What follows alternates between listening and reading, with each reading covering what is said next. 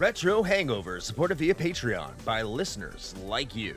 We would especially like to thank patrons Lyle McCarnes, Randall Quiggle, Tony G, Studstill Smash the Milkman, Tom the Superhero, Raging Demon, Mass Keaton, Lucas from Game Over Hell, Ozzy Garcia, JC, Megan Caruso, Lunchbox, aka the Disgruntled Gamer, Rick Firestone, Dave Jackson, Jenny E, Retro Overdrive, Soha, the Emperor, Storm Beagle, Matt, aka Stormageddon, B. Ross and Van Fernal from Super Garbage Day, Keith Gasper, the Retro Vixen, Eric Guess, Nomad from the Retro Wildlands podcast, Eshevent, Alan Bingham, Mike the Ref from Backbreaker Gaming, Ryan, Player One, Low 5 Alex, Alt, Renner Dreaming, Omi, and Makeshift Money.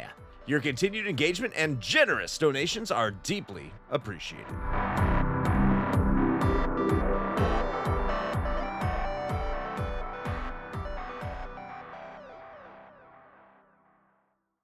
Open your ears and crack some beers. You are listening to the most recent episode of Retro Hangover.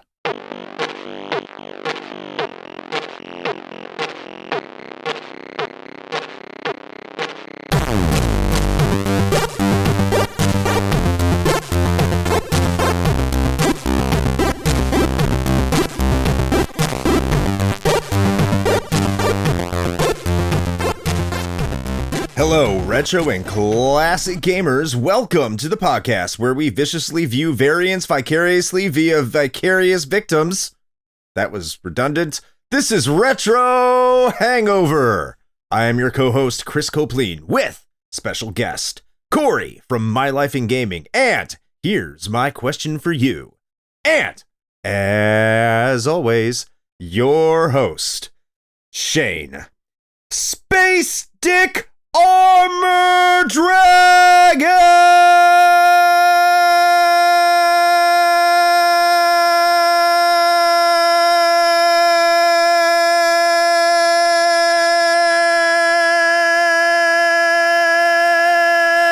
Saltaire! You could have also gone with like 1,000-year-old Dick Dragon Wizard. That would have been cool. Could have done that. No. Well, fine. No. Be that way. Did you run out of V words, by the way? Like for the intro?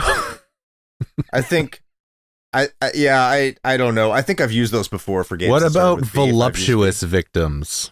You know? There's not, well, I was going to say there's nothing voluptuous. We got to include that cake. About this. Yeah, we do. Marvel Rivals is big. We have to capitalize on that. It's huge.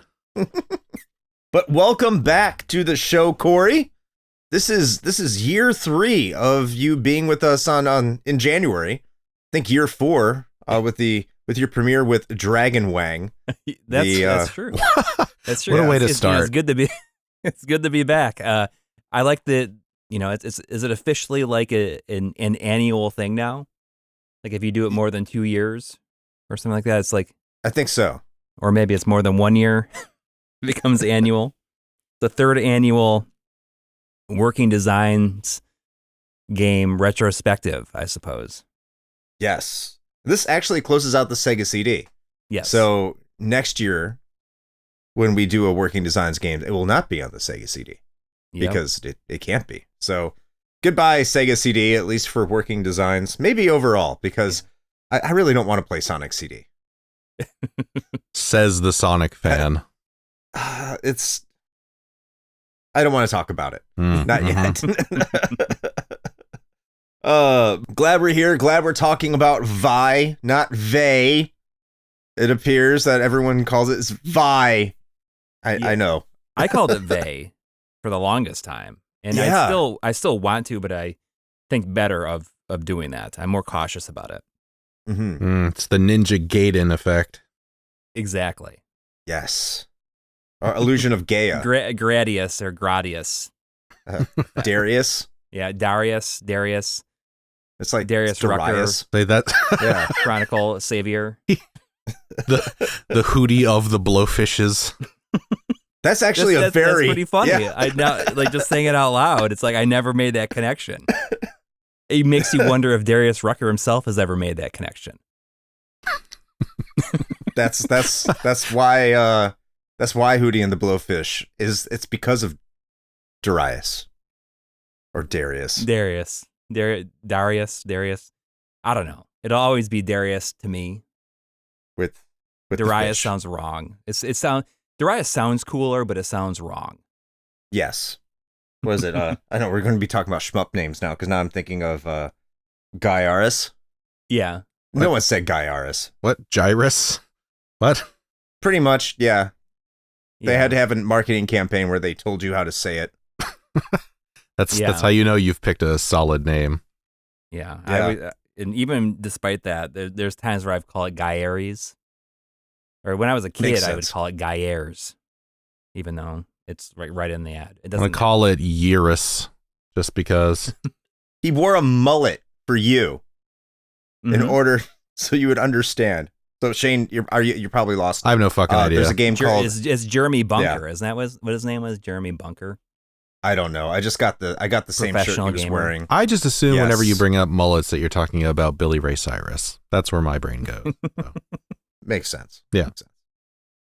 He had the All right, honky but- tonky heart, Chris. Yes.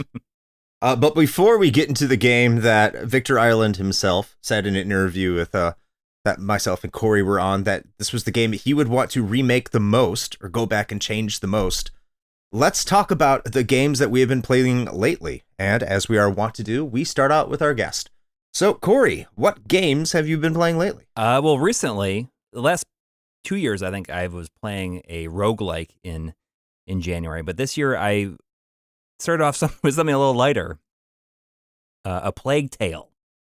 Ah. Oh, yeah. And yeah, a Plague happy. Tale Requiem. I played through the first game, and then I immediately started the second one because I got a collection that had them both included. And it's I knew almost nothing about it going into it. Have either of you played it? No, but No. I know enough about it to know it is like, when you said it was light, I got a little chuckle. Yeah. I don't know.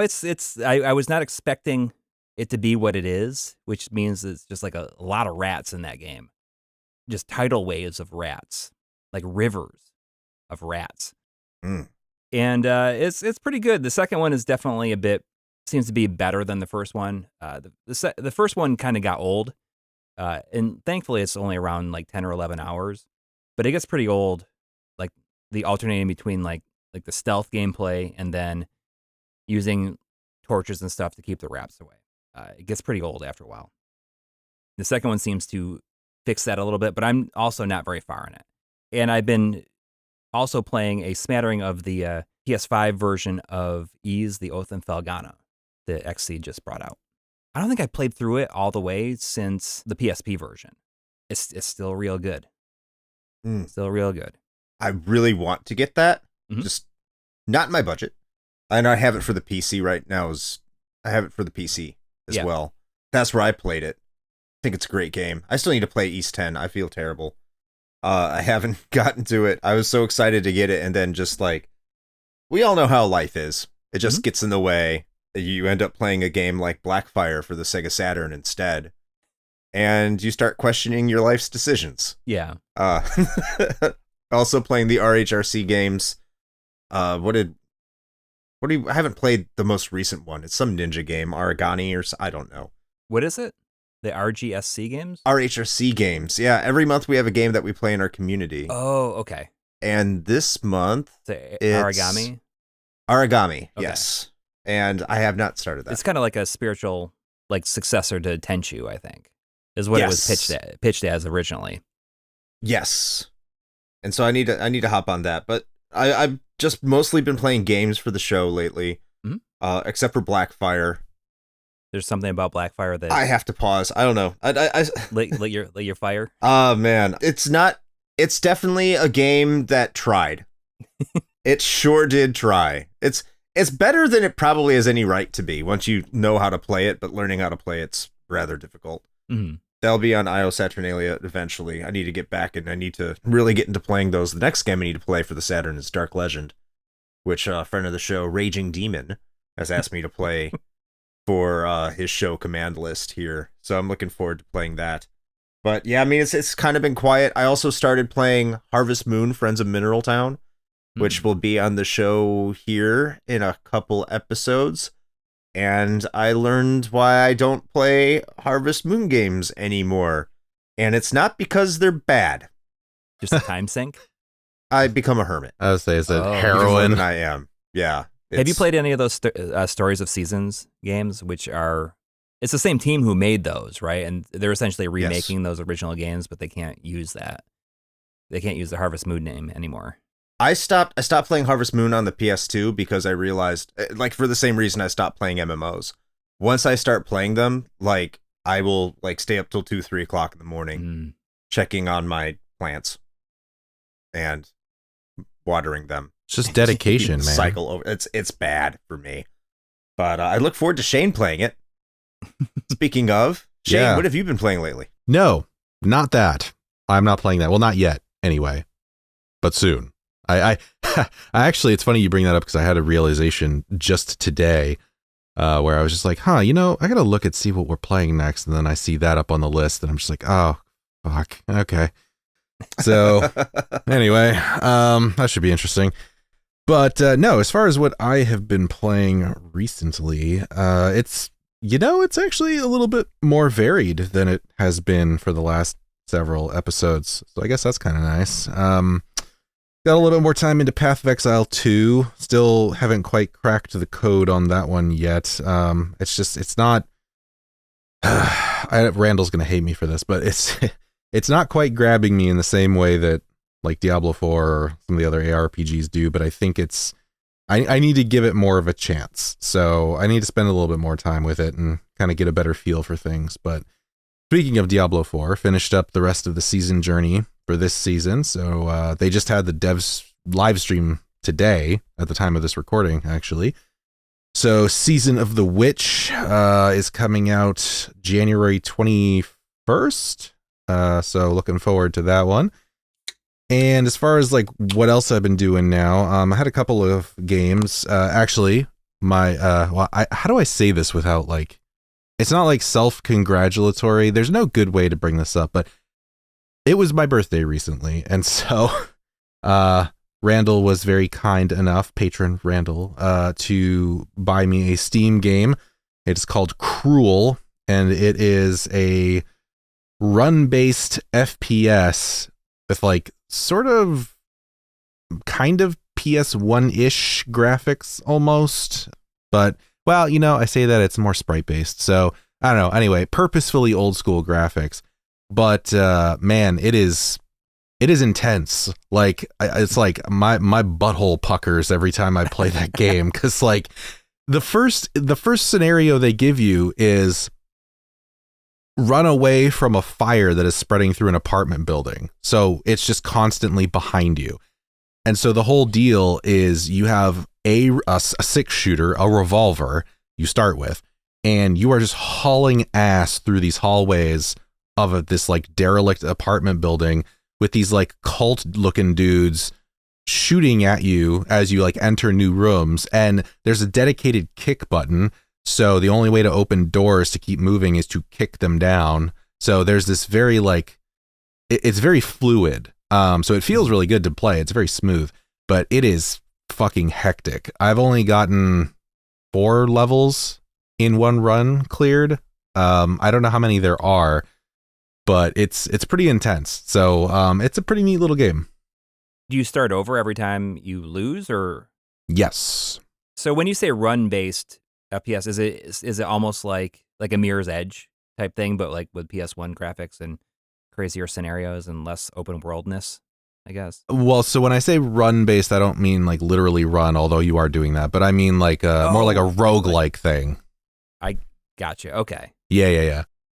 Although it's not so much a roguelike in that I haven't seen any like permanent upgrades that you keep between runs. So I think it's just trying to get better every time seems to be the deal. But in any event, it's pretty neat. It's an indie dev game, obviously. And then actually just today I got, because it was on sale, I think, I picked up The Rangers in the South, which is a solo developed game. So you know the art style of Octopath Traveler? It's pretty much exactly like that, which is pretty cool. It's like 3D environments, but with pixel sprites, but they exist like in the 3D space. So very similar to that art style. So it's like pretty a lot unique. of depth of field. Yeah. So that's pretty cool, and it's interesting because it bills itself as an action RPG roguelike. So, and it comes right out and says that death is just kind of a part of the experience. So I imagine that I will die and replay and all that stuff. Although you do keep your progress as far as like what parts of the map you've discovered, and it really doesn't give you any direction. It's basically just like, yeah, all right, head out of the starting town and go see what you can find. And there are some objectives that you see like when you open up the map, as far as like checkpoints. There are some shrines that you find that give you like permanent stat boosts, like regardless of how many times you die and start a new character, it just carries over. It's pretty cool. I put a little bit of time, I think maybe like an hour or two into it today, and I'm kind of digging that. It's got the whole loot system, kind of Diablo-esque, but more like Diablo 1-esque in that I think it's a little bit more scaled back. It's not like the loot pinatas you get in modern Diablo games. But at any rate, pretty neat little game. I think that's about it for me, but that's more than usual lately, so I'm kind of happy about that. No Persona 4 yet, huh? Nope, not yet. I have it installed. It's on my Steam Deck. That's a step, right? Yep. Sure is. There you go. Our patrons have graciously voted for Persona 4 to be on the show later this year, so we're trying to find the 120 hours required in order to play it. Yeah. Mm-hmm. It's a good one. That's the only Persona game that I played. Oh, okay. So despite having several of the others for whatever reason, I will eventually play them. We all tell ourselves that. Yes. When we will die, like not playing most of the games that we wanted to play. Mm-hmm. We need to be like pharaohs and put them in our tomb. Yes. So we can take them with us so we can complete our backlog eventually. Exactly. If we could just like have a pocket of time space, a pocket in the time space continuum that we could just jump into, and everything outside of that room stops, and we can just do whatever and come back out, and it's almost like nothing happened. Like a gold vortex? Yes, exactly like a gold vortex, except for it's neither a vortex nor does it take your money. And speaking of gold vortexes, it's time to talk about Vi. Woo! I guess I'm reading this history, Shane. I mean, there's not much. You could do it. No, this is your deal, man. This is your all right. Your wheelhouse. All right, I can't wait to get the listeners all hyped up with some informative information. So go ahead. Yeah. Introduce me, Shane.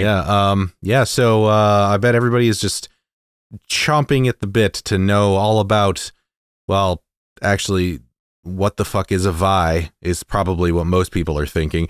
So, Chris, why don't you tell the people a little bit about Vi for the Sega CD?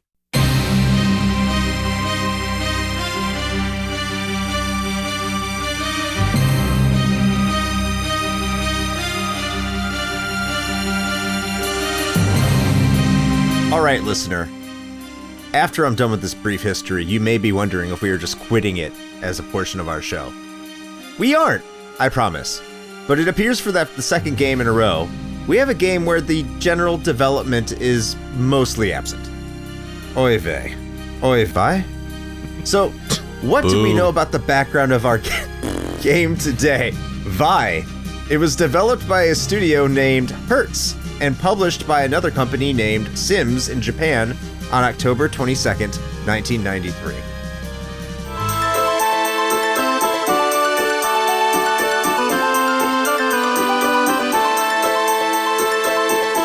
Probably not household names to you, but hey, Hertz made Outrun 2019 and Outrun on the Genesis for some more familiar titles. But Vi was their last game. Sims appears to have published games up till 2019, so there's that. But we're here because of its most notable publisher and localizer, Working Designs, who decided to pick up the game for American audiences. Why? Don't know. Probably should have asked.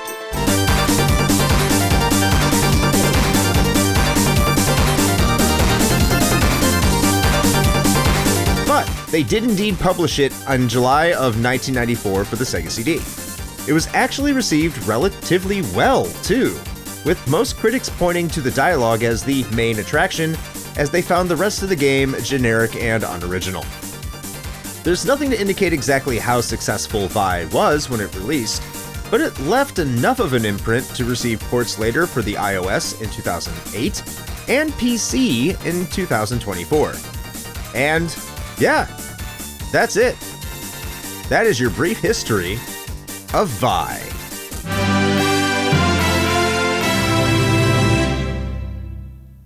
Thank you, Chris. And see, the most salient point that I took from this brief history was that after transitioning away from game development, Hertz became a relatively well-known car rental company. So there you go. That must be it. Yeah. Yeah.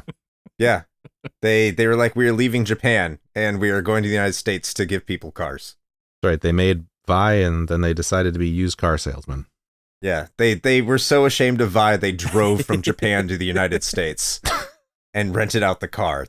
Defying the odds. Yes. And it's hidden somewhere in every single car that they rent. A copy of Vi. Yeah, somewhere. If that was the case, it wouldn't cost $125. Man. Yeah, I know. Just get that PC version or the iOS version. Yes. Sure. Yes. Basically the same thing. Yeah. Anyway, just one thing I was interested in. I don't know where I saw it.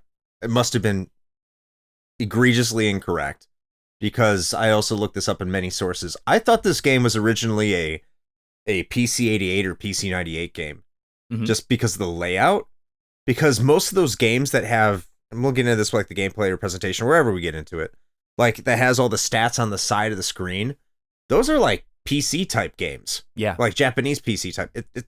So I was like, when it was originally released as a Sega CD game, I was actually kind of surprised. Yes. So, yeah. Yeah, that's definitely not something you saw on that system for sure.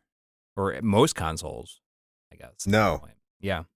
Unless they were ports of Yes. of those type of games, yeah. Something like a Dungeons and Dragons game. Like I feel like I never played it, but Dungeons and Dragons Warriors of the Eternal Sun on the Genesis had that. But I don't know if it does. I can't tell you for sure.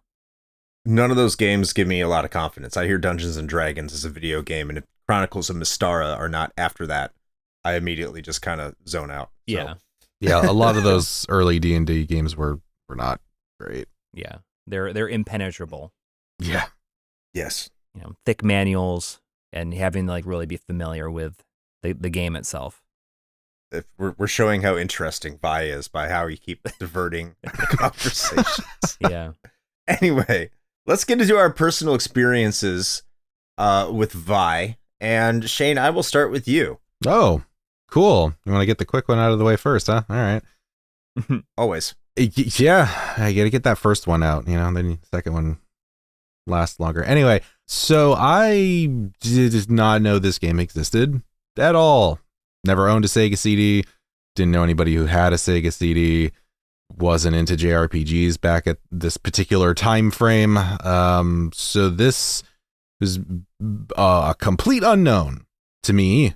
Then I found out that, actually, I guess we timed this fairly well. I didn't realize it was that recent that it came out on PC, but I ended up opting to play the PC port version on Steam. I feel like it was a good choice. I could very comfortably play it on my Steam Deck, so that was nice. But yeah, that is it. That's all I got.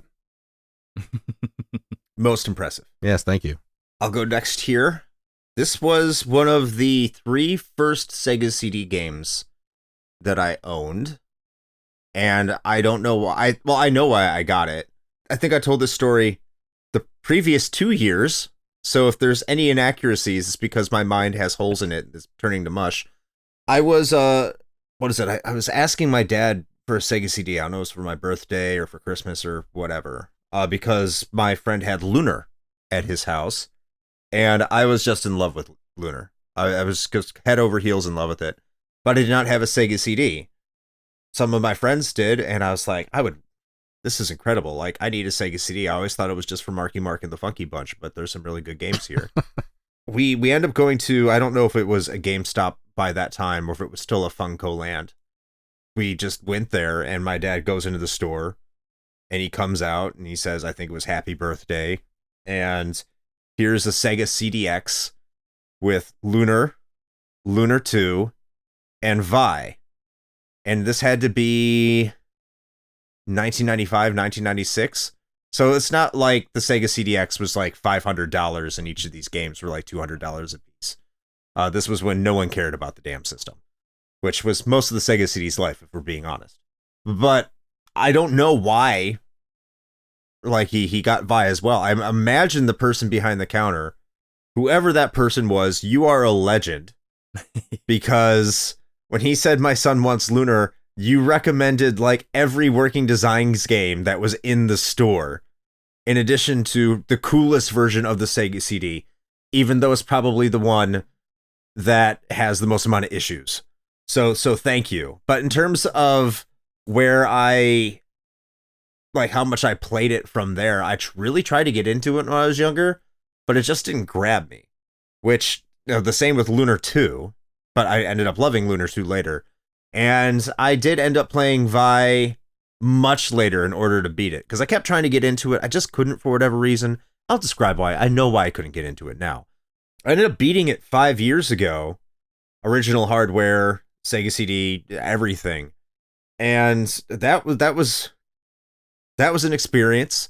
And so for today's episode, I actually used the unworked version, a ROM. I'll again point back to our interview with Vic Ireland. He sounded very upset about those, so I'm sorry, but I did do that. It was a ROM and it was the unworked version. I'll have some comments there about the differences and what I like better, but that's kind of my history with it. Maybe I have the most. I'm not sure. I don't know Corey's history with Vi. So Corey, what do you have for us? I mean, you definitely have had a lot more to say about it. I mean, just a lot more of an experience. But for me, it was just, I love Lunar so much that as soon as I found out that Vi was coming out and Working Designs was doing it, I pre-ordered it and got it day one. And I just, RPGs were so few and far between, especially for like Sega fans, that we would just like latch onto and think that like any RPG was great you play. And Vi was among those for me. I don't know. Like I remember it being very tough. And I remember very little about the experience of playing the game, except for like, this is fine. This is fine. I'll take whatever I can get. Yeah. And it is easily like their weakest release on the system, but we'll talk about that later. We'll talk about that later. Nothing exciting. I'm not like passionate right about Vi, unfortunately. God damn, this is going to be a great episode. Mm-hmm. Get excited now because we're following up Gangster Town with Vi, everybody. Be excited. Right. Yeah. So Everything perfectly in balance, as it should be. I am excited to talk about Vi. Yeah. Because it's going to be fun for one reason or another. Yes. So let's get into something that is somewhat exciting, which is the game's plot. I should have brought up the manual because that might have it in there. Oh, hang on. Oh, actually, I could have too. Came with this big map. Like I clearly used Oh, map a wow. lot. This world map. None of my copies came with that. I'm very jealous. I was about to say That's cool. a world map for a game that is almost entirely linear. I know. Yes. Except for one part. But since you got so graciously got the manual out for us, Corey, if you go to page 2, they have the story of Vi. You want me to read the whole thing? Please. I mean, it's okay. At last, the day had arrived. Prince Sandor and Lady Alin would exchange vows before the most important dignitaries of the 4 kingdoms. Thus, the power and prominence of the kingdom of Lorath would be confirmed for another generation. However, the young prince was to have a rude awakening. With power comes responsibility, and Prince Sandor was soon to learn the hard way.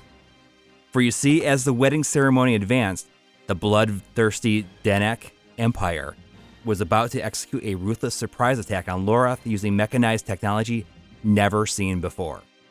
Never. As they spoke their wedding vows, the silence of the cathedral was shattered by sounds of light energy ripping mortar apart. Prince Sandor was knocked unconscious, and Lady Alyn was captured by the Danek army.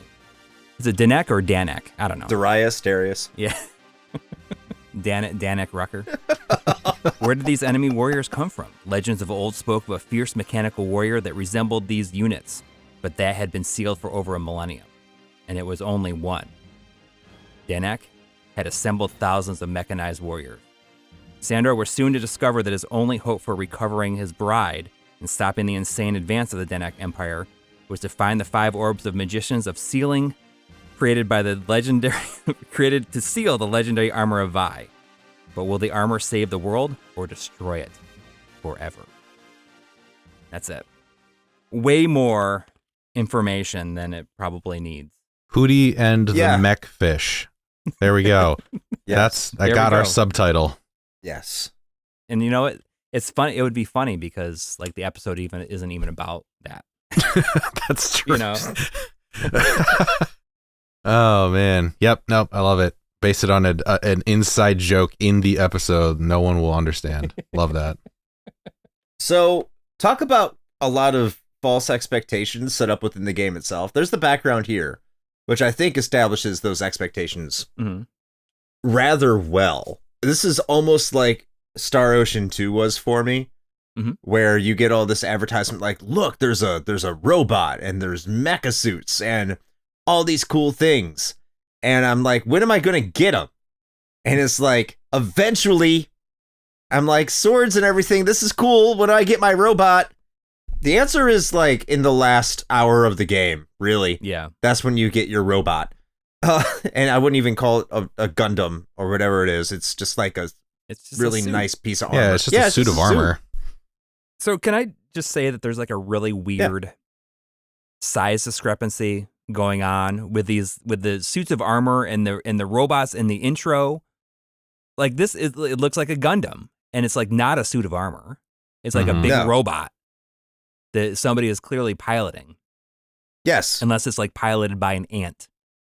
Is this a library for ants? Is this a Gundam for ants? Needs to be at least twice as big. But really, I mean, there's the intro shows this big suit of armor, like not being worn by a person. Like it's clearly being piloted, and the pilot was dead, and then the armor, the robot went on a rampage, and it's not a suit of armor. No. I think maybe, I mean, that makes sense, actually, because if you think about, this incredibly advanced technology crashing down on a otherwise medieval world, right? What else are they going to fucking call it? They're just like, it's crazy magical armor, and then that's it. So, that tracks. But that would make sense, but it doesn't seem like a human could wear that armor. They would have to get in it and pilot it, the mech. I don't know. True. I mean, what's his nuts there? Sadul or whatever, like his sprite definitely makes it look like he's inside of a mech. He's huge comparatively. Right. Could you imagine? So at the end of the game, what we're kind of talking about is the end of the game, you get the armor of Vi. Yeah, spoiler. And then, so shocker. Nobody saw that coming. You find the armor, and you get to wear it. Yeah, there are going to be spoilers for Vi. Sorry to disappoint all 5 of you that wanted to play this. Yeah, you're missing nothing. I shouldn't insult people because I understand spoilers. People don't want to be spoiled, but this is going to happen. You get the armor of Vi, and there's, like I was saying, your character sprites are on the right-hand side, and you get to see your character sprites in battle. And when you first get it, you can equip it. Now, in the American version, it sucks. It's terrible. Like, don't do it. In the Japanese version, you're actually a badass, and the stats are, like, really good. But then when nothing changes about Sandor, who is the main character, who you control, But then when you activate it, then Sandor changes his appearance to just look like he has cool armor on. Mm-hmm. But this thing, as was already described, is supposed to be like the size of like a Gundam. Yeah. So I'm like, he should Flying be like through towering space. over his teammates. Yeah. Stomping on everybody. Well, I mean, there's that, and I mean, I guess this kind of goes into graphics maybe, but I'm curious if this was a port specific issue or if this was in the original too. So maybe you guys can let me know. But when Sandor finally gets the Vi set of armor and everything, and he puts it on, his sprite in the team list on the right hand side window changes, but the sprite that you walk around as does not. Correct. That's not so fucking dumb. I was so mad. I was so mad because I was just like, oh, hell yeah, we're going to get this sweet armor finally. And then I see the sprite change in my party window and I'm like, oh, fucking all right on. And then I'm waiting because this happens in like a little cutscene. I'm like, all right, maybe they do it after the cutscene's over or whatever. That's weird, but all right, I'll wait. And then the cutscene's done and he's just fucking stock fucking Sandor still. And I'm like, dude, what did I do all this for? This is supposed to be fashion Vi, for fuck's sake. Not to mention that when the Danek Empire attacks at the beginning, attacks the wedding, and they're just like busted in there, and it's like it's a bunch of mechs busted in there and airships and everything like that. Like that stuff looks so much more powerful than this suit of armor, this legendary suit of armor, and it's like all based, like been built based on that suit of armor. Yeah. It just doesn't feel like it would have a chance. So I mean, I'll have to give credit where credit is due. Like the plot itself, the storytelling in and of itself, albeit mostly generic to a point, not really at the time, but it was you could call it generic especially by modern standards. It's fine. It's like the totally storytelling is fine. Yeah. It's very acceptable. And as Shane said earlier, linear, but which is also fine. I don't mind linear games. No, I love Final Fantasy IV. It's nice. It's kind of in the same vein. Yeah. And you have party members that swap in and out throughout, which I think is great. Yeah. A lot like Final Fantasy They IV. give you their gear back, by the way, when they swap out, which is nice. No, they don't. Oh, well, the Sega CD. my version did. Ha That's a nice luxury you had because Yeah, it is.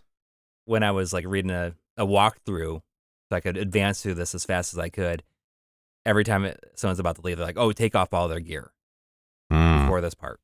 Yeah. The problem I don't have necessarily is with the storytelling, it's with the world building. It's with the lore. Mm-hmm. Because if you're going to treat them, as you said, Coury, like the opening scene shows the Danek Empire as having all these robots and they're just like fierce and destructive and menacing and they should just be rolling cities. Like you as the resistance is mentally somewhat laughable considering the army that they have at the beginning of the game.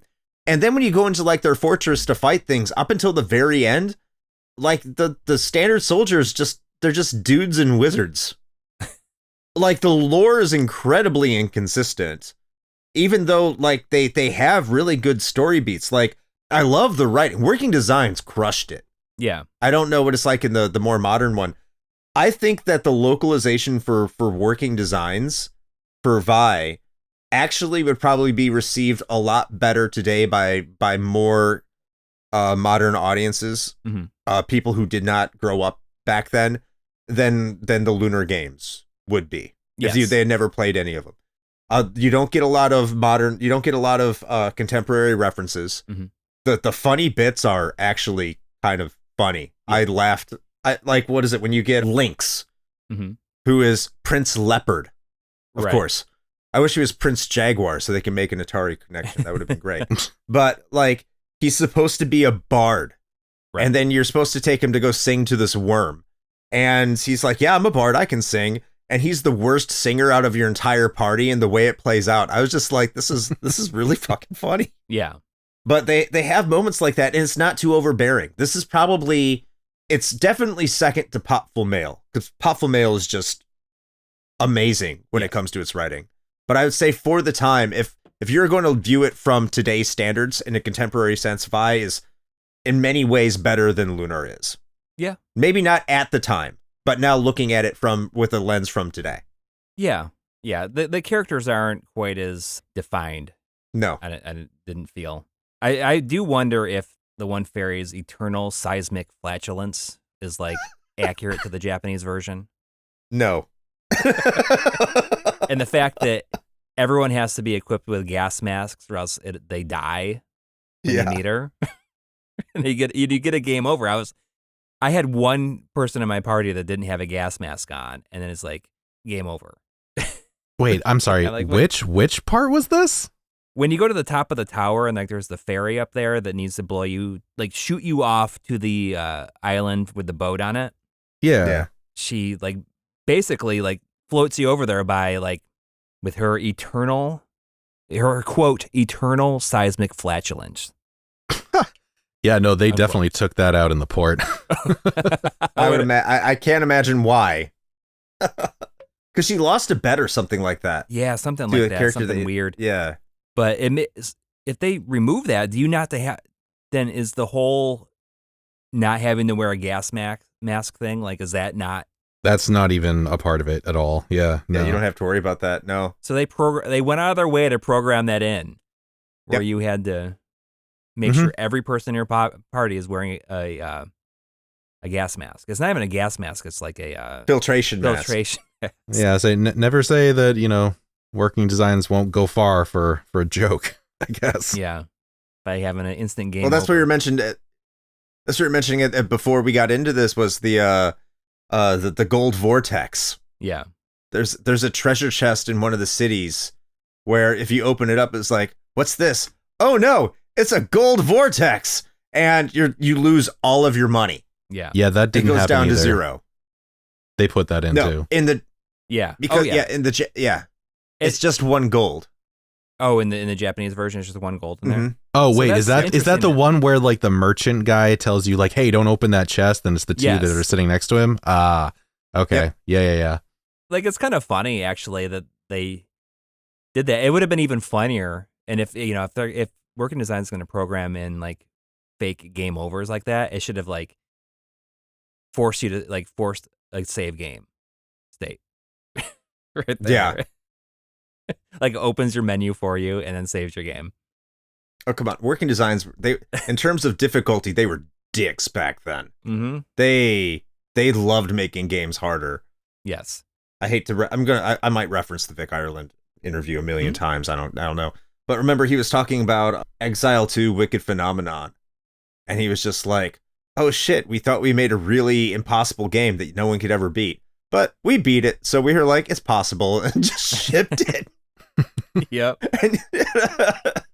And that's kind of like the mindset I'm picking up from Vibe. We'll get that to gameplay. I mean, that's going to be really quick. But some things that I do, that'll be here shortly. But other things I do like is there is a character that they kill off that stays dead. Yeah. I mean, we can just spoil it, right? We can just it's Pottle. Yeah. And who's like a kid.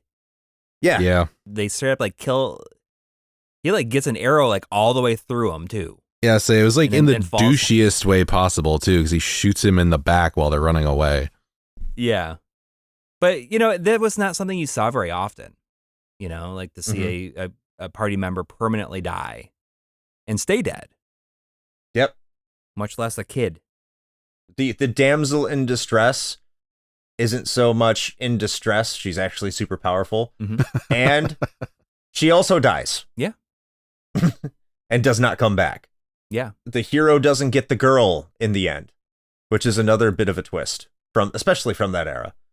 So there's a lot of interesting things that are going on in this game. Nothing that will, drive you to make it a milestone of gaming plot telling for sure. But this is something that I think if you go back and look at it from the lens of 1993 or 1994, you'll probably be a little bit surprised and be like, oh, I wasn't really expecting this. I mean, if you can get to that. And we'll talk about that in the gameplay, certainly. Before we do, anything else to say about the writing or the plot for Vi? I mean, overall, I actually, I really liked the overall sort of like plot hook that it has, like the notion of this hyper advanced technology showing up on a world where they're nowhere near that in their own like sort of organic development like the repercussions that has is interesting. It's an interesting thing to explore. So I thought that was pretty cool. I do appreciate that Ellen was not just your tropey typical, you know, the princess got stolen by the big lizard and you have to go save her or whatever. Mm-hmm. I thought that was pretty cool, especially with the whole she's not a girl, she's a 1,000-year-old wizard. Oh, maybe that's where that actually came from. Anyway, no, because she looks older than 10. that's true. Yeah, she's Yeah. probably of legal wedding age in this game. So yeah. Anyway, Well, I I thought this was a pretty it was neat funny, twist at the venue. At any Yeah. rate, I was making notes as I was playing it. I had to laugh because like the idea that his bride was found outside the castle in foreign clothes and he just didn't put it together that something was weird about her.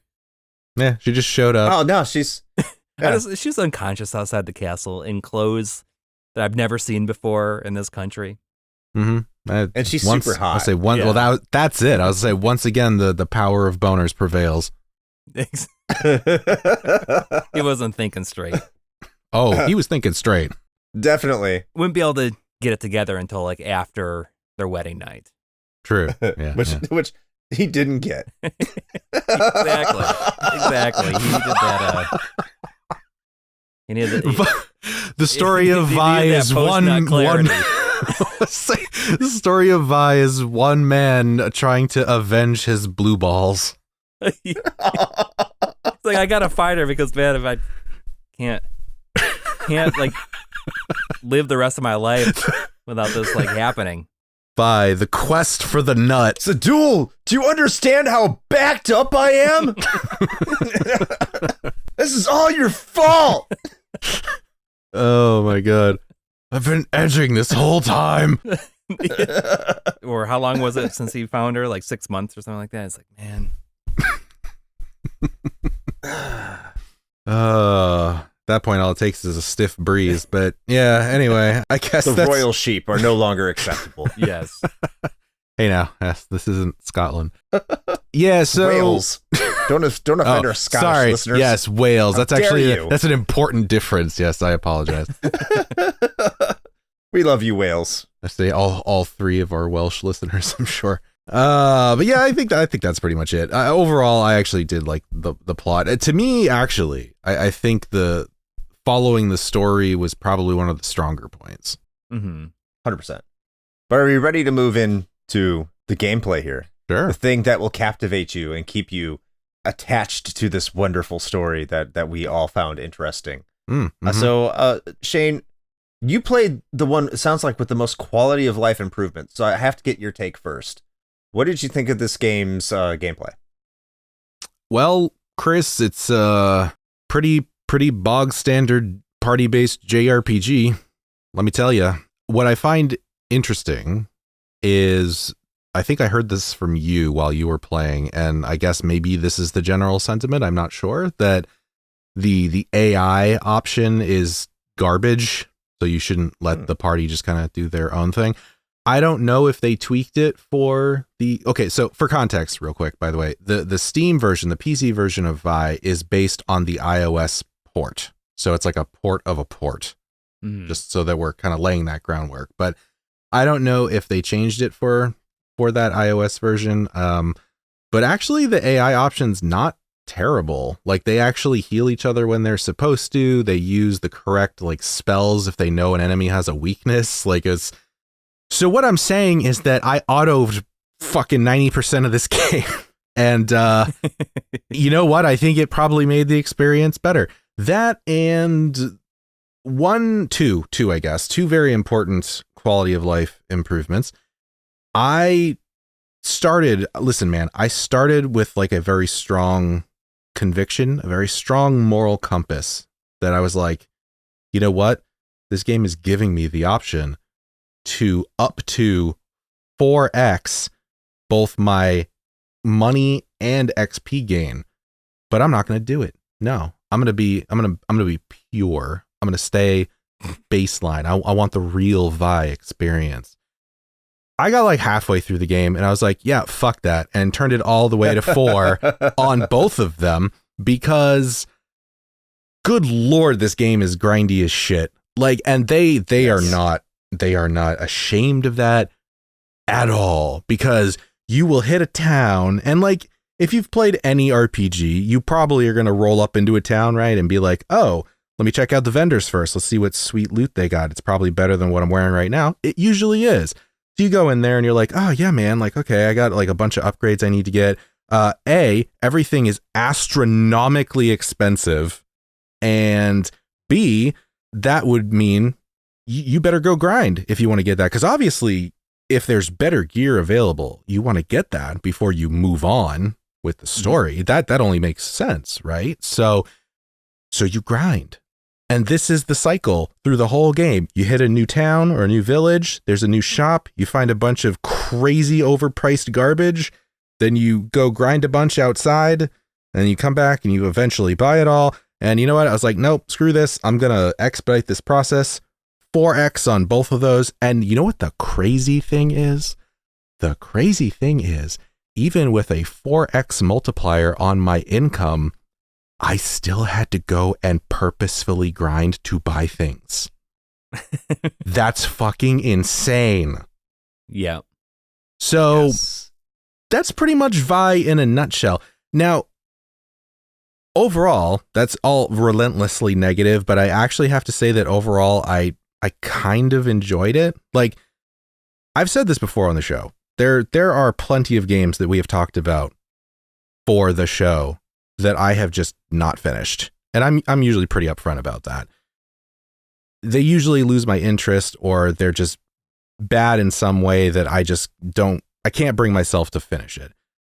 I actually wanted to finish this game, so I feel like that says something. Like, it was enough that it kept me coming back wanting to play. Now, granted, I think a lot of that has to do with the fact that I expedited the process quite a bit with those multipliers, because I think if I hadn't done that, I probably would have been like, you know what? I feel like I know what this is about, and probably put it down. So take that for what it's worth. Coury, you only have experience with the original localization. Exactly. And just even the grinding, I remember it being incredibly overbearing as a kid, but I mean, I had committed to it, so that there's no way I was going to play anything else before I'd finish this. And yeah, the grinding is really out of control in this game. And I mean, it just like doubles or triples the length of the game because of that. I mean, it is easily. If you didn't have to do that, it's probably like a 10-hour game. 10 or 15 hours, like max. And that's obviously like why they did it, is because there wasn't a whole lot else there. As I get older, I find myself really appreciating, just like, as you say, like a bog standard RPG, where just like attack, magic, defend, no ATB or anything like that. It's just like a nice turn-based battle system. But I mean, the encounter rate is like out of control in this game. Yes. It wouldn't be so bad if you're actually getting enough money to make it worthwhile. But I mean, these battles are happening. My favorite is when you walk out of a town and you immediately get into a battle, like as soon as it loads the overworld screen. Like, you don't even take a step. Or I love it when you're going into a town and you're like on top of the town, and instead of like loading, going into a town, you get into a battle. Or when you go through a door. Or on the stairs. Don't go through the door. Yeah, and it's like it happens on what I would feel is appropriate to think like, okay, that's like a safe spot. Like once you make it to that, as it loads the next screen, like you should be safe there, but you're not safe there in Vi. Oh, that reminds me. There was actually a third quality of life thing. You can turn off the random encounters. Oh. So there were definitely some places where I did that, where I had to do a bunch of backtracking in some of those like unnecessarily like labyrinthian areas that they threw in there. And I was just like, nope. And I turned off the encounters so I could just get everything I needed and then exit. So also that. For the record, by the way, according to Steam, my playtime to finish the game was about 12 hours. So. Okay. Oh, okay. I mean, at that point, they should just put an invincibility option in there. I agree. I mean, I ended the game with everybody in my party being about level 118. Okay. I didn't even know you could go up that high. I thought it would cap out at 99. Me either. I mean, was everybody 999 hit points? Well, to be fair, I don't know if it made a damn bit of difference because your life totals cap out at 999. Right. And I hit that early. Like around 80 or something like that. I was hit looking that at around some Let's 60. Plays or something like Yeah. that, and it was like 60 to 80 Mm-hmm. Yeah. was max. I hit it in the early 60s with most of my characters. The only one who didn't was PJ, but she was like at 960 Yeah. at like level 62. So she was right up at the cusp. Yeah. So once again, I played the unworked designs for this episode because I have beaten the game with the original one 5 years ago, so I wanted to see the difference. It's almost a pick your poison kind of decision if you want to play this game. So one of the things that you notice if you're playing the original version is some of the bosses are just damage sponges. The first one that's like really evident of that is the wind spirit that guards the wind orb. Mm. That is like a war of attrition. Mm-hmm. It takes forever. Not to mention that you have to have a bunch of items loaded up because the magic spells Working Designs decided to increase all of them. All of the magic costs more. So if you want to cast the healing spell, which in the original Japanese version is 2 magic points, in the North American version, it's 10 magic points. Ugh. And this is something, it's pretty gross. It makes it a lot more difficult. So like buying items is more important. But the more I went on, I started realizing that some of the changes Working Designs made were better. So when you level up in the Japanese original, like nothing happens. Mm. So like your health stays where it's at, your magic stays where it's at. In the localization, when you level up, you fully restore all your stats. Yes. Yeah. Yeah, So I had if that you're too. if you're nice. So if you're grinding in a dungeon Oh, yeah. or just going through a dungeon whatsoever, if you can check your stats and say, okay, when's the next level up, especially with your magic users, and be like, okay, hit that level, have my MP, Mm-hmm. and you're good for a little bit, which is actually really nice. Mm-hmm. It makes grinding a little easier. Also, what you're talking about at the end of the game where the prices were insane, Working Designs actually lowered the prices by like 75% in some of those cases. Yeah, that's a smart choice because those prices were obnoxious. However, the trade-off is that they increase the defense for every enemy by about 75%. Oh, cool. Great. So, and they also changed the stats for a lot of weapons. So I was saying earlier, the Vi armor, when you get the Vi armor in the North American version, it's like all of its qualities are reduced to 0. If you equip it, it doesn't do anything. In the Japanese version, it's still the most powerful weapon and armor set for Sandor.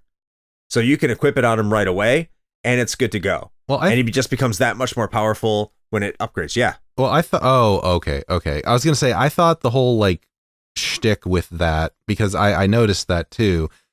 Mm-hmm. It was like you get the armor, but like narratively, it's not, it's basically a husk because you don't have the last orb yet to actually power it up. That was what Right. okay. Yeah. So it does So nothing until you get all the orbs. Not in the Japanese version. You do a lot more damage. Yeah, it's like it's the best set for Sandor. You know, at I'm that going to be point. honest. I think that's actually a better change. Like it fits narratively agree. much better. Yeah. Yeah. Also, getting an armor that is just bar none the best thing that relatively early in the later portion of the game basically makes any other armors that you are going to find or buy completely pointless. Also, it discourages you from buying a lot of the items in repeated succession towards the end of the game, which is hit or miss because a lot of those, like the aura armor that starts off with Kinsey, Mm-hmm. you have for like one segment, which is a hilarious pirate woman, and I love her pirate crew. Love Kinsey, but not as good as Ferris and her pirates, but almost. She starts off with aura armor, and in the American version, it's terrible. You have to get new stuff for her. But the thing is that almost anyone can equip it. So you're almost told don't buy this for all of your characters in one town, and until you get to the next town, and it's actually more affordable than it was in the Japanese version. So I actually That's do weird. appreciate the changes that Working Designs made. So when I hear like this is the game that Victor Ireland would want to go back and redo, I almost want to be like, no, I think you got most of this right. Mm-hmm. I think like if you just dial down a lot of the HP increases and defense increases and balance that out a little bit, you can increase it a little bit. I understand why you do that. When you can refill all your health and magic off a level up in a dungeon, I can understand you increasing the defenses and HP of some enemies. That makes a little bit of sense. I can relate to that. But if you just calm that down a little bit, you're fine. Because like, aside from some weird glitches that we already talked about, hey, I made it into town. Why am I fighting a battle? Or, hey, I'm just going out to the world map. Immediate battle. Aside from those weird things, I think the changes they made were almost universally for the better. Yeah. With a few exceptions. So I'll give it that too. Did they incorporate the run? Or was that in the Japanese? I think that was in the original. Okay. I think that was in the original. I don't remember it having a run until I played it this time for some reason. Yeah. And it's a fast run. It goes. It's very fast. Yeah. It's like too hard to control sometimes. Yes. But I also agree. There's something very relaxing about just running around and grinding and having that basic setup. Yeah. That, this is why I enjoy playing these stupid ass Chemco RPGs. It's because like they're just so basic. Like I don't have to think. You do not have to think in Vi. You don't. Just stats go up, numbers go up, you get more powerful, kill bad guy. That's what Vi is. As long as it can get tedious, and it will get tedious. Mm-hmm. Trust me. But if you can stand the tedium, I don't think that the gameplay is necessarily bad. It's just basic. Yeah. Yeah. Dungeon designs can be a little labyrinthine the longer you get into the game, and that gets annoying. But I also love the fact that almost everywhere you can save the game. Yes. And go back to town whenever. And I appreciate that. So there's a lot of things here that you could be like, yeah, I hate this. And you'd be 100% legit for saying that. But there's a lot of things here that are so standard that I love and appreciate it because it's so boring. Yeah, I could see that. And here's the thing, right? It's like honestly, I really think, at least with the Steam version, because based on what I'm hearing from your experience with the unworked version and like some of the working designs changes and et cetera, I really do think that the iOS/PC port did a pretty good job of like getting the best of both worlds and kind of melding them together, because I'm hearing some of those changes that were incorporated and some that weren't, and I think they were maybe the right choices. So that's interesting to me. And I would say that the only thing that I really disliked is just the grind, really. Like listen, man, I'm an ARPG fan. Like I live for the grind, okay? Like I'm okay with that, but Shane's on Grinder. That absolutely. Rise and grind. That's right. Grind set mentality. Hashtag get that bread. But yeah, I mean, that Vi. Yeah. But that's my only real complaint. I think if I were to do it differently, if I were to go back and play this again, I would want to try to find the sweet spot with those multipliers, because I think there is one. 4x is too much. I will totally say that. It basically broke the game, and I was able to just breeze through like the last third of it. But I feel like maybe like double might be a good spot based on the balancing. I don't know. It'd be interesting to find out, but I think if they were ever going to actually give this game a true like remake treatment, that would kind of be the only thing that I would really point out as something that bothers me, is rebalancing the progression and scaling back the amount of random encounters. I think that's really it. The rest of it, I honestly enjoyed. Yeah. So kind of like a weird reception for the gameplay here. Like, yeah, it's terrible and good at the same time. It's underwhelming, but it's like disappointing Goldilocks. Like right in that zone. We just didn't find the just right porridge. Is that what we're trying to say? Yeah, it's just right, but it's like regular oatmeal while your friend is eating maple and brown sugar. Oh, yeah. Is there no flavor in there? No, it's just oatmeal. Oh, okay. Is there something wrong with that? I don't know. Okay. Moving on. Let's get into this game's graphical presentation, visual presentation. And Coury, we'll start with you. So the observation that I made, and it never really clicked with me before until replaying it, was I feel like this looks like a TurboGrafx 16 game.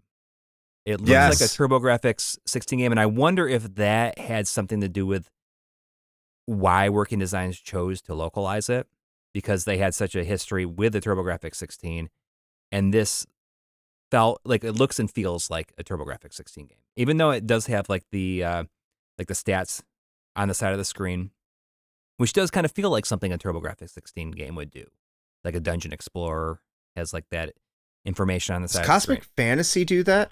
Maybe, but it never really clicked with me that this is the so this is the most TurboGrafx 16 looking Sega CD game that I've ever seen. I mean, it's got some nice anime cutscenes, but most of those cutscenes are made up of still images. It's funny because I remember playing it originally, and I thought this was funny when I was a kid, is that when they get attacked at the beginning, it shows this one still scene of Sandor like looking frightened, and there's like all this like rubble like falling in front of him, but it's like not moving or anything like that. He's just like horrified. Yeah. And he's just like, but you know, like it's not an especially good looking game by any means. It is far worse looking than Lunar 1, I think. The character sprites are not amazing. Like they have that super deformed look like on their stat screens over there. I mean, it's just it's a very boring looking game, but it looks like a TurboGrafx 16 game. I mean, that's the best comparison that I can think of. Yeah. Yeah, I think that's also why I thought it was a PC 98 game originally, because it has that vibe to it. If you go look up some PC 98, PC 88 games. Yeah. Which of course NEC as well. A lot of Turbo CD games started on the PC 88, 98 too. So that makes sense. And it does give off those vibes. Yeah. It's almost like a less colorful version. Because if I remember correctly, the Turbo CD and TurboGrafx could put more colors on screen at once than the Sega Genesis could. Not saying, I mean, the Sega Genesis was more powerful, but I think Turbo could put more colors on screen at once than the Genesis can. I check me on that, or don't quote me on that. Yeah, I could be wrong. I don't remember. It's something that I should know, but I've not done a RGB episode on the PC Engine, so Yes, it's like something that I would normally know, but not.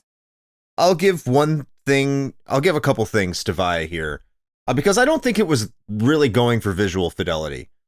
Not that it shouldn't have tried harder. The entire world feels very samey. I would like a little bit more variety in this world design. And that's like when you say Lunar, for example, I think Lunar did that very well. Like the first one. Like the second one did like an utterly fantastic job of it. But even the first one did a very good job of having some world variety compared to what you're seeing here. And maybe that's a fair, unfair comparison. I don't know. Game Art's a little bit bigger than Sim and Hertz, I think. But all's fair here for comparison because that's what we have to base it off of. The animated scenes, not the best. I mean, you could tell that, again, they were trying their best. Like the actual character designs in the animated scenes, I think were pretty good.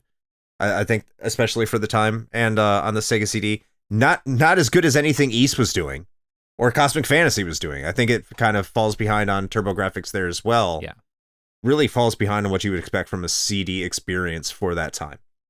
Yeah, I do like the fact that Working Designs added the scrolling clouds.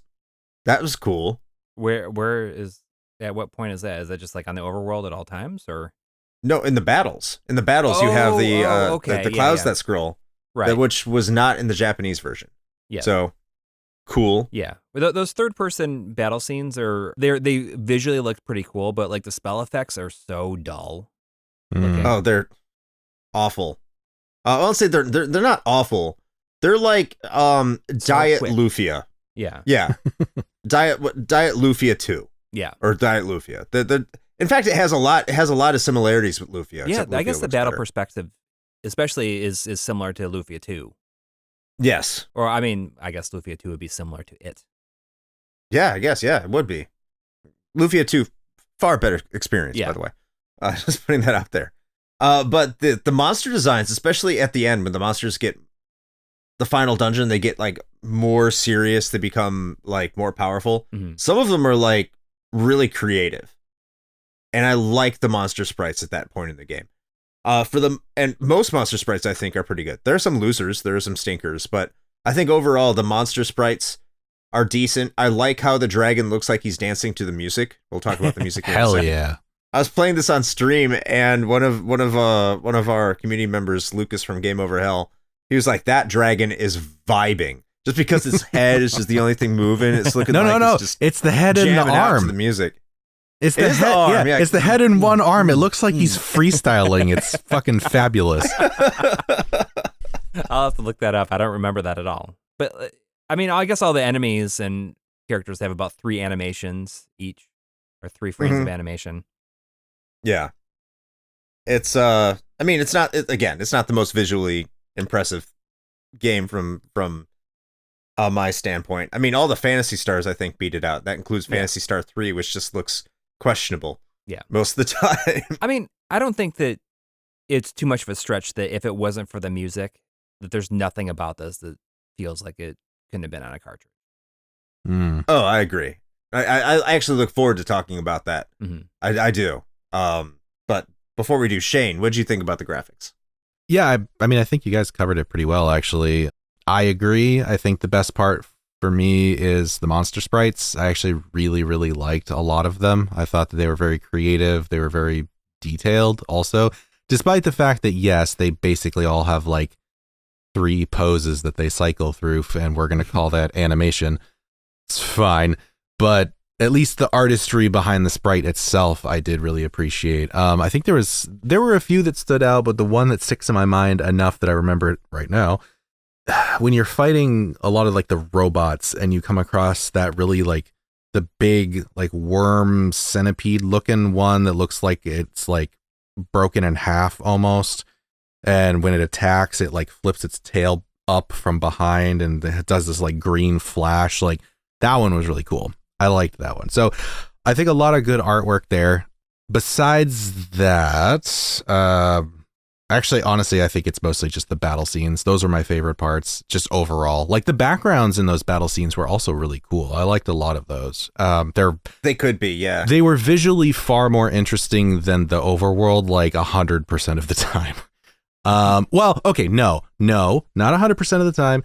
The Danik Fortress was pretty fucking neat. It was very like H.R. Giger Aliens kind of vibe. I liked that. But anyway, other than that, that's part of what I was saying about it being so linear too, is that I could not, if you asked me to tell you, like even just in very broad terms, the route that we took throughout the world of Vi, gun to my head, I could not do it. Because I'm just like, I don't fucking know, man. Everything was mountains and trees, and I just followed the dirt path. That's it. That's all I did. And then I came across the same white stone city every time. I don't know. Mm-hmm. Everything looks the same, which is kind of a bummer. But no, that's kind of my overall take. I think I think it's funny though, because I would say that calling those cutscenes animations is being a bit generous. Yeah, but you know, it's like 2 frames. But anyway, at least the pixel art was not bad. No, I think the only time that there's more than 1 frame or 2 frames of animation on a cutscene is like the very beginning when Ellen gets like pulled off into the distance, into the darkness. They move their mouths. Yeah, sure. It's like 2 frames sometimes of animation, open and just closed, toggling back sometimes. And forth. Or when like the characters are checking each other out in the cutscenes, which is Wait, when always PJ's fun. like checking out Sandor. Yeah. I think they did the same with who's what I who's the Nay ripoff? Rachel. Rachel. Yeah. Yeah. My battle claw. I wrote this about PJ. I said, when you meet PJ, she winks at Prince Sandor, and the prince says, "Oh boy," like this is an episode of Quantum Leap. That's just what I thought of when he's like, "Oh boy, oh boy." Oh, and PJ is thirsty. Yeah, It felt like she was going to end up with Pottle. Well, that didn't happen. yeah. All right. I guess the voice acting is a good place to jump to Yeah. the music. Yeah, and I don't sound. think there's much to talk about the graphics here. Let's get right into the voice acting. I'll kick this one off and just say, I played the unworked designs version instead of the PC version because I just have too much nostalgia for the original voice actors. Mhm. I've said this before, I think on this show, multiple times. I said it on the stream when I first tried to play it after Randall gifted me the PC version. By the way, thank you, Randall. I think you gifted me the PC version. Then you turned around and you yeah. gifted it to me. Yes, I did. And that was before I played it. I think you played it first, and I fired it up, and I'm like, oh, God, no. The scaling's a bit bad. It's a bit messy on it. Maybe I should gift it to somebody else. Yeah, keep You just paying been, forward. you just been vied. You've been vied. But Passing like, this I thing heard around voice like acting. the VHS tape from The Ring. Yeah, exactly. Yeah, if you don't pass it on, Pottle will come back from the dead and shoot an arrow through your heart. Yeah, That's what's going to 7 happen. days. Don't. If you haven't talked to your doctor about being vied yet, Yeah, immediately seek counseling. you'll get blue balls like Sandor. If grinding lasts for 4 or more hours at a time. Which is like definitely going to happen. in this- Yes. Absolutely. Anyway, in the PC version, I was kind of like appalled. I think that was just because of my nostalgia. The Sega CD version, it varies from okay to like you were the same people who did Lunar. Yeah. That's what my thought process was. Is like, good lord, I don't know. It went from, I guess that was par for the course in the 90s, but I think they, again, just to bring up Lunar, because this is Working Designs, this is the people who localized it, this is the standard they set, and I think like even when you go back to Cosmic Fantasy 2, the standards here, and I haven't played Exile 2, Wicked Phenomenon, or any of the previous games. I've only played Cosmic Fantasy and Lunar that came out prior to this. That standard that they set there was so much higher than what they delivered with Vi. Yes. Like significantly. And like the other problem is as the game goes on, it feels like the voice acting gets worse. Yeah. It feels like the bar was at the beginning for everything, and just like by the end of the game, like the ending, it sounds like complete amateur hour. Yeah. Like they are totally phoning it in. Yeah. And They were just I was method like, acting, oh, Chris. okay. You know, that's what it sounds like after you've been grinding for like 12 hours. I'd be asleep after grinding for 12 hours. I'd be Yeah. dead. I don't know. I mean, in the game. I agree. I don't know. It's just 1993 average. I would say 94 average. And the lone standout is Pottle, who is, the first time you meet Pottle, like he's immediately like insulting Sandor.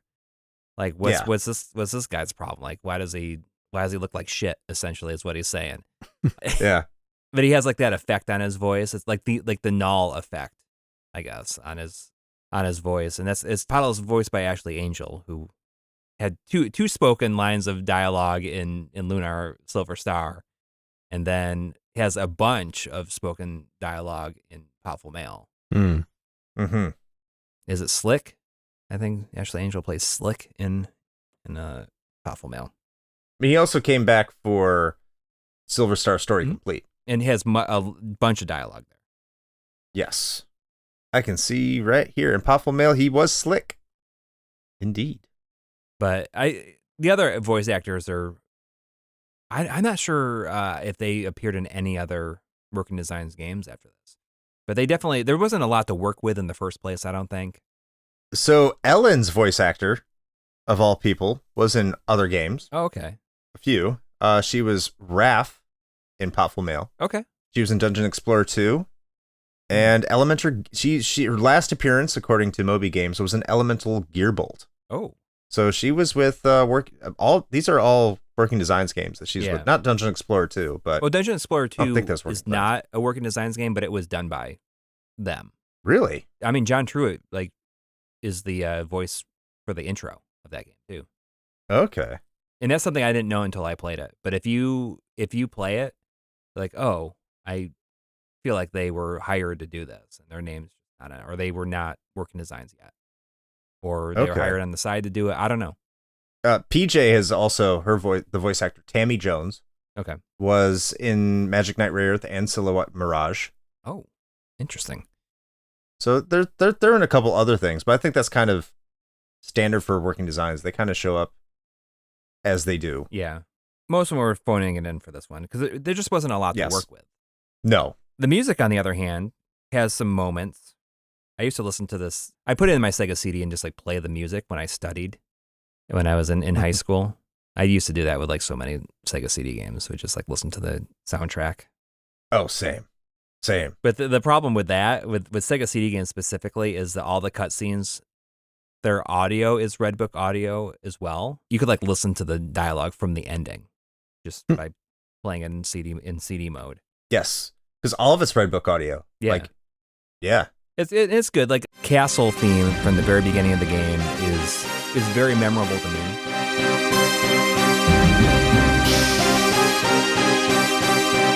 But like the dungeon theme, it just like gets recycled over and over again, and there's just not a lot to it. There's like 3 notes to it. It's like, or 4 notes. It's like do do do do do, and it's just like background sounds. Doesn't really do too much for me now. Michael Jackson should sue them. Well, should have right? sued them. Dude, okay. That's a pretty fucking amazing take on that, though. I'm not even gonna lie. That song, I was bopping like through that whole dungeon. It was pretty good. Wait, I don't recall this at all. Like, is there a song that sounds exactly like a Michael Jackson song? There's a Thriller ripoff. I'm pretty sure it's in it's the Danik Fortress, right? Yeah, Final Dungeon. Oh, I need to revisit that. It's straight up Thriller. It's so good. Like though. They have screams going on in the background. It's like, if you heard it, you would think it was a Thriller instrumental. Mm-hmm. Really? Like, it was just like, yes, it's like right on. It's like the Vanilla Ice argument for Ice Ice Baby, where he's like, no, it's not the same. We changed like one note. That's what this is.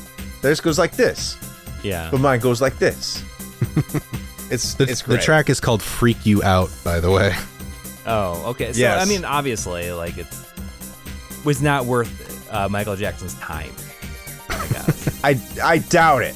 I doubt Michael Jackson even heard of Vi, as much as he loves the Sega Genesis. Yeah. I don't think he was like, oh, what about that Vi? I see that armor, and it's so fantastic. I wonder if I could save the children with that armor, like I did in that movie. What a fucking trip that is.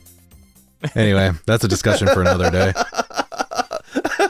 But no, I mean, I don't know, man. Overall, and I think this seems to be the general sentiment based on kind of what I picked up from our discussion earlier, but overall, this soundtrack's pretty good. Like, I think I really like the overworld theme, actually. It fits just right with what I would expect from this kind of RPG. It's very kind of cozy, a little, you know. Mm-hmm. Even though it does get repetitive, I will say that I think I liked the battle sequence pretty well. Yeah. And the town. Yeah, the town's good too. Mm-hmm. But definitely Freak You Out, number 1, no question. Best song on this entire thing. Agreed. That battle theme, though, you hear those beginning notes of the battle theme so many times, and you very rarely hear further into it. And so it's like, which is the best part, and it's like this rapid fire, like assault on your ears. Yeah, over and over again. That's why I think the boss theme sticks out so much to me. The boss theme is really, really good. Because you get to hear more of it. Yes. And you don't have to hear it as often. Right. Until like the last area, I think, is every encounter has a boss theme. I think so, yeah. Yeah. But by that point, you're just like, I'm listening to something else because I've been grinding for so long. Yeah. The boss theme, by the way, very like extreme Phantasy Star vibes. You think so? I do. Yeah. Okay. Like think about the theme in like the dungeons in Phantasy Star. and then play that against the boss battle theme, there's a lot of similarity there. Okay. I have to compare that. Because I really do like the boss theme from this game. I do like the majority of music from this game. Yeah. But I think what Corey brought up, especially with the dungeon, like Lunar 1 kind of has the same problem to an effect, that the dungeon theme recycles itself too much. Yeah. It's not that the music is bad. The music is fantastic. It's just that there's not enough of it. Right. And in a game that's this grindy, it has a great battle theme, but inevitably you're going to get sick of it. That and the world map, which are both great songs, but you're just going to be, after a while, you're going to want to kill someone after you hear it. Yeah. Because you've spent so much time hearing it on repeat over and over and over again. Solid soundtrack though. Just the quality's great, composition's great. It's rocking, very well designed. I think the soundtrack is like top quality. It's top tier. It's a great soundtrack to study for a biology test. Great. That you're barely going to pass in 10th grade. Because you're thinking, well, then you're going to go to the test. You're like, do. I wish. You're like looking at I was like teetering on the edge of like failing every time, that it was too stressful. And it's a brain vortex. No. I mean, that would have been preferable.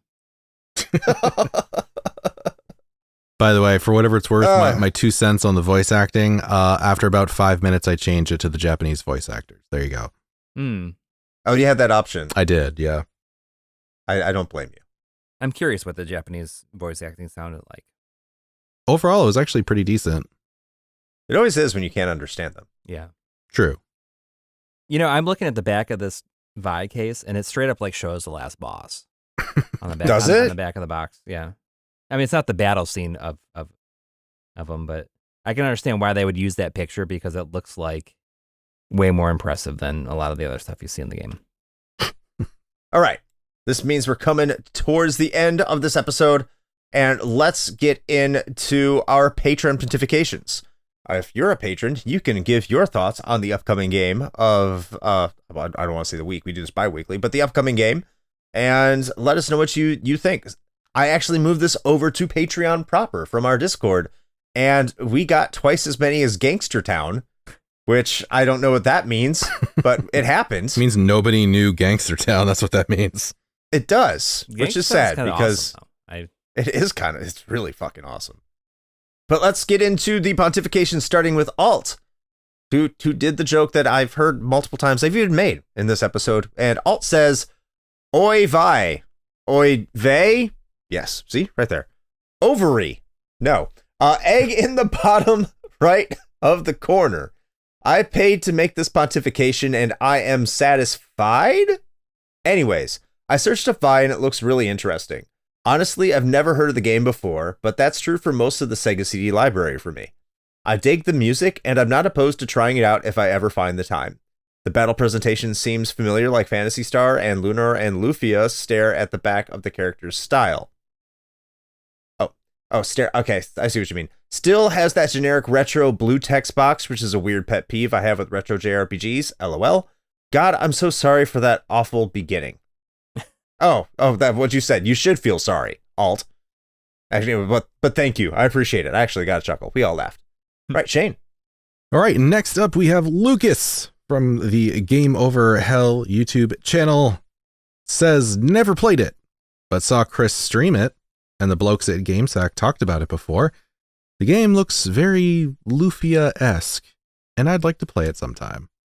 Well, I don't know if we've changed your mind on that one or not, but thank you, Lucas. There's so many other good things you can play other than this. I mean, I'm not saying that like, you should like not play it, but I mean, we've only got so much time to live. And I mean, if it's not 1994, we've already wasted that time. Yeah, but I mean, that was like there wasn't anything else to play in a lot of the in those instances. Next is from Masked Keaton. Masked Keaton, our high score challenge extraordinaire runner, says that name and that cover do not give me desire to play that game. I am sure it's a lovely game and that people worked hard to make it. Thank you, Masked Keaton. Just ringing endorsements all around. Yeah, I'm looking at the cover. Is that like, do you think that's the armor cratered? I think so. I think the cover is great. Yeah, it's a pretty cool looking cover. It's got that cool like fisheye lens perspective. The cover is one of those misleading things where I think I'm going to get that armor, and I don't. Yes. Until the end of the game. Very upsetting. Star Ocean 2. You did that too. Bastards. Shane? Well, at any rate, next up we have Soha, who says the only thing I know about this game is from the things I saw on stream. It seemed all right to me, but nothing particularly stood out. Except that one time where you played some other ports other than the Sega CD one, and the UI was all off. More than it normally is. What's up with that giant menu on the right side of the screen? No, that's pretty normal, right? I think that's pretty normal. No. Not for the Sega CD. Well, for this game it was. Yeah. All right. Next is B. Ross from the Super Garbage Day podcast. And B. Ross says, I saw a copy of it at my local retro store for sale. $179. Sega CD, bitching cover art. Anyway, it seems we are very divided on the cover art issue. Yeah. Yeah. He came back afterwards and said it was actually $125, which is probably about $70 more than you should consider paying for this game. $70. I mean, I will say that the cover art is arguably the most interesting part about this game. I think that's fair. Yeah. Wow. Is that, are we getting into our final verdicts? Is that it right there? It sounds like we are. Okay. That's a good segue to get into our final thoughts. So now we're going to discuss whether or not we think this game holds up today. Shane, what do you think? Oh boy. In its base Sega CD state, no. I think anybody with even a passing familiarity with JRPGs are going to understand that there's going to be some level of grindiness regardless of the game. It's just kind of, it comes with the territory. And to a certain extent, I think that's fine, but this just goes way, way overboard. It's too much. If I was going to recommend anybody play this, like if you just really want to find out what Vi is all about, even after listening to us talk about it, I would highly recommend the Steam version or PC, however you want to get it. I guess like ostensibly that's probably also the iOS version. I wouldn't want to play an old school RPG that way, but if that's your cup of tea, like, you know, knock yourself out. But I would say if you're gonna do it, definitely that version, because as I said earlier, I honestly do think that a lot of the changes that were included in that version, where they kind of melded sort of the best of both worlds from the OG release, and then, you know, like the working designs changes and trying to meld all that together into a sensible package, I think they actually did a pretty good job. And the quality of life improvements with like I didn't even talk about that. There's also movement and battle speed up. So you can speed up all the battles by 3 times also, which helps a lot. Yes. I think with those things, it would be like a very light yes. That's with all of those quality of life improvements. Without it, definitely not.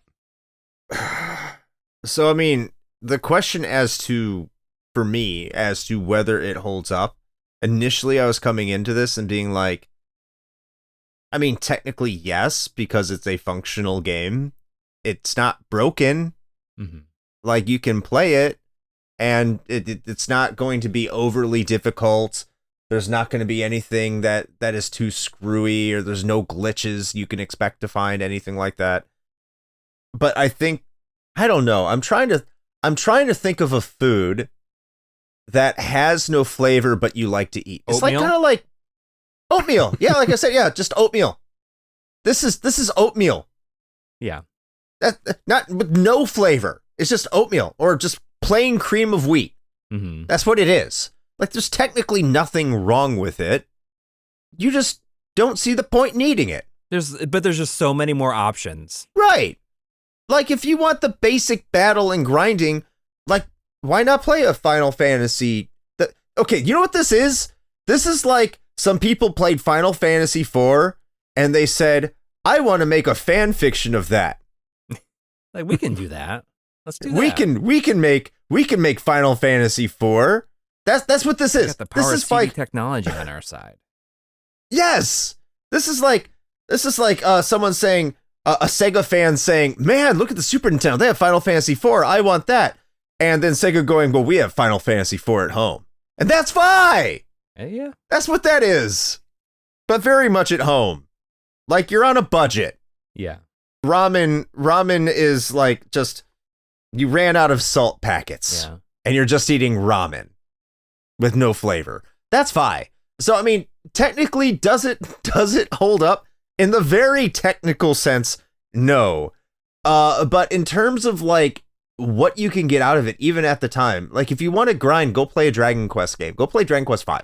Yeah. It's grindy too, but you're going to get so much more out of it just because of how the pacing goes. It knows when to stop the grind. Vi doesn't know that. Yeah. And it doesn't know when to put a stop to it. I have a soft spot for it. I will probably play it again sometime in my life at some point because I just have that nostalgia for it, but I can't recommend other people to do it when there's just so many better, newer experience to do so. Unless you do those quality of life and speed everything up. Then are you really playing the game? Yeah.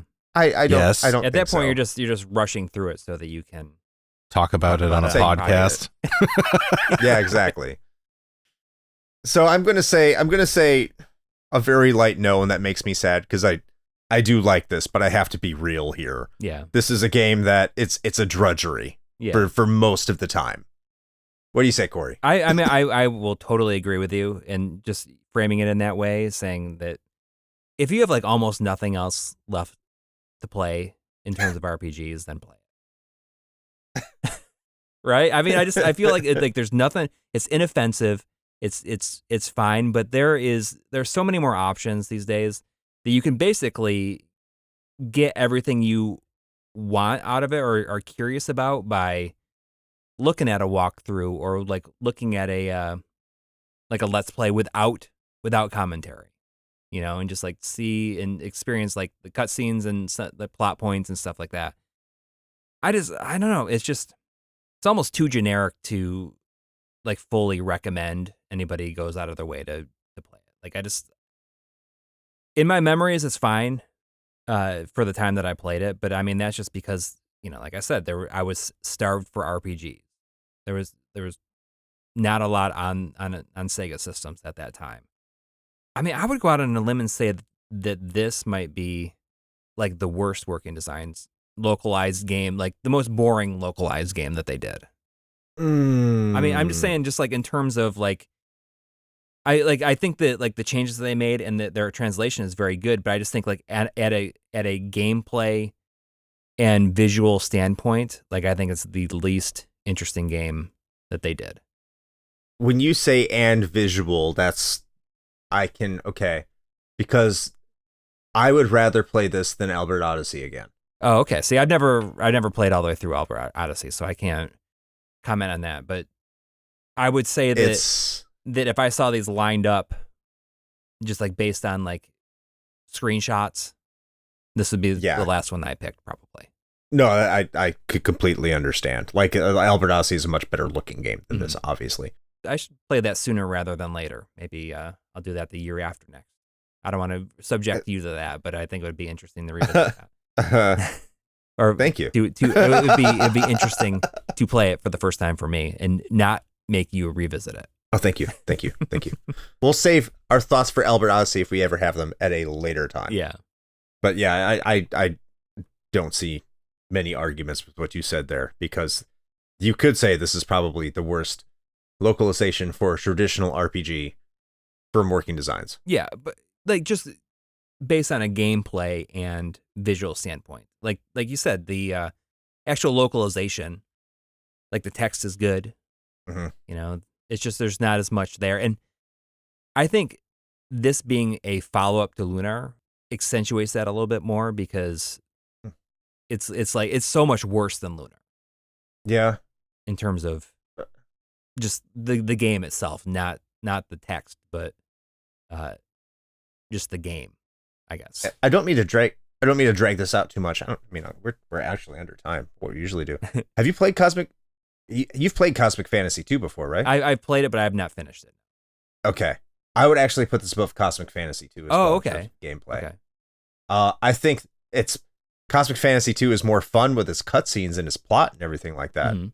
But the gameplay in Cosmic Fantasy 2 is a total mess. Okay. At least I think so. Okay. So I'd be interested to get your take on that. Not that I'm assigning you working designs games of questionable I quality. think that's what I should. I mean, for being a fan, like I should play. I should make it a priority to play the games that I've not played yet, or played all the way through. Good point. Yeah, but no disagreement with anything you said about Vi whatsoever. Mm-hmm. I just think that there's a lot of other options of things to play today, and it holds up fine, but there's a lot of other options. Yes. There's not a really compelling reason to choose this over, I don't know, like most PS1 RPGs or anything like that. Or Phantasy Star 4. Or Phantasy Star 4. Especially Phantasy Star 4. Especially. All right. That concludes our episode of Vi. Thank you so much, Coury, Yeah. for being here on technically year 4, but we'll say the third consecutive running Working Design Spectacular that we have in January. It was Vi, which is great and not so great at the same time. We made it. We did it. But thank you for stopping by. It was great to have you. Absolutely. Anytime. Also, Coury is part of the King of Games 1999. So if you are a patron, that will come out on January 21st for everyone to look forward to and listen to. That will be EverQuest versus Donkey Kong 64 as the first game in that lineup. Wow, it starts that soon? Like they start coming out that soon? Yes, it does. Wow. That's exciting. I think so. And then once that's all done, all like 24 episodes. So you have 24 weeks to wait for it to come out on the main feed, everybody. So look forward to that. Wow. Big series this year. Yeah. Before we go, would love to have you plug yourself here on and where they can find you on the internet. Here's my question for you. I see that's back. Yeah. A couple episodes out. I personally love that show, but I won't talk about it. I'll let you pitch it and where everyone can find you. Yeah. So you can find me on the YouTube channel, My Life in Gaming, but also on the podcast. Here's my question for you. That I do with Chris from Classic Gaming Quarterly. We took a little break, a 6-month break, but then we've come back and we're releasing episodes bi-weekly. I just recorded one earlier this afternoon, actually, for Monday. Should be out on Monday. So look for that, and it's just really a podcast about nothing, just whatever we think of and just like happens to come up in the conversation. We have a little list, but I mean today we talked about such things as making friends as an adult. And also what kind of multivitamins we take daily. So it's some compelling subjects. A lot of golf and music talk. I don't golf, but Chris is very much into golf. And it's just a podcast about nothing. And the Seinfeld of podcasts. Yeah, but not nearly as funny or as good. I love it. I fucking love that show. When I saw that come back up, I saw a new episode like a few weeks ago. I'm like, yes, I love it. Just listen to it. Yeah, it's an easy listen, very easy listen. Yeah, good for background. Heavily recommend it. Background listen. Yes, and of course, My Life in Gaming, great YouTube channel. Mm-hmm. I'm sure most of our listeners know who you all are by now, but if you don't, definitely go check it out. Well worth your subscription. All right, Shane. Bring us out. You said you said my name. What do you want? All right, then fine. Fucking do nothing. We'll just say bye, everybody, and turn it off. Okay, fine. All right. So, the stuff that we got. Yeah. So if you made it this far, congratulations. And if it happens to be your first time here, we would like to welcome you. Hope you enjoyed your stay. Hopefully enough that you would like to check out the absolute truckload of content that we have in the main feed. There's like, what are we, 300 something now? I don't even know. I've lost track. There's so many. So anyway, that, along with all of our other goodies, our Patreon, our merch store, the socials, the publicly available and open Discord that everybody should join because it's It's a good time, lots of great conversation, video game competitions and video game book clubs happening monthly. It is a lively place. So all of that can be found in one convenient spot. Just head over to our link tree. That is linktr.ee/retro hangover. And that will bring you to all the stuff, all the things. You just gotta smash one of those buttons and you'll be whisked away to more stuff that has to do with us. So hopefully that's where you were trying to go. But that's what I got. Chris, anything else you would like to add? I'm trying to make it so that I don't feel like you're, so contractually obligated to talk about a specific thing. But, do what you feel is right. I don't know if I can top saying that an asshole is an exit wound. So I'll just say... Sorry, what? That's what I said last time. I'll just say... I clearly erased that from my memory. Gee, I wonder why. It's just come watch our streams at 9 p.m. Eastern time over on the YouTube and the Twitch. Preferably the Twitch. You can join us on YouTube, but people won't see your comments in our stream for whatever reason. So there's that. We'll fix that someday. We're professionals. No, we won't. But just go ahead and stop by our stream and we'll say hi. And we will see you there. Well, that's all I got. There you have it. Well, I suppose... with all of that now having been said, until next time, play with your I'm so backed up with blue balls joysticks. Bye, everybody.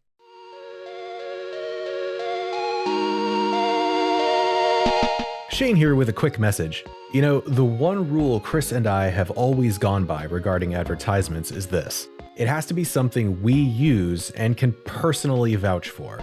If you know me, you know I love coffee, and Bones Coffee Company has been my go-to for home brewing for quite some time now. Their small batch beans come in an impressive variety of flavors like Mint Invaders from Chocolate Space, or Electric Unicorn, which I swear tastes exactly like Fruity Pebbles. And the best part? No added sugar or calories involved, just natural flavors infused right into the beans themselves. Build your own sample pack of 5 4-ounce bags to find out which flavors speak to you, or jump in head first with full 12-ounce bags. They've even got K-Cups. Step up your homebrew game with Bones Coffee by visiting bit.ly/RHPBones. That's bit.ly/RHPBONES.